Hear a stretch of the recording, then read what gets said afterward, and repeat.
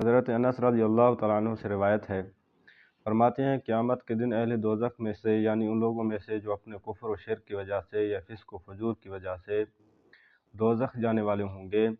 ایک ایسے شخص کو لایا جائے گا جس نے اپنی زندگی نہایت عیش و آرام کے ساتھ گزاری ہوگی، اور پھر اس کو دوزخ کی آگ میں غوطہ دلایا جائے گا، یعنی جس طرح کپڑے کو رنگتے وقت رنگ میں ڈال کر بس ایک ڈوب دے کر نکال لیتے ہیں، اس طرح شخص کو دوزخ کی آگ میں ڈال کر فوراً نکال لیا جائے گا۔ پھر اس سے کہا جائے گا،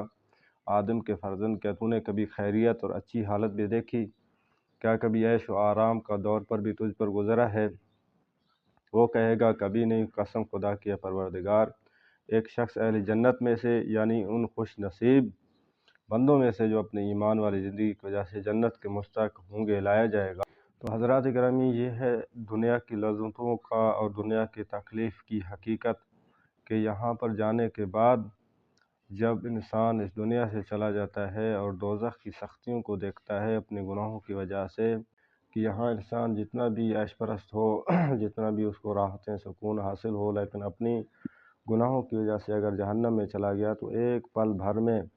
وہ اپنی تمام تر عیش پرستیاں بھول جائے گا۔ اسی طرح کوئی دنیا میں کتنے بھی یہاں مصیبتوں مشقتوں میں تکلیف میں مبتلا ہو،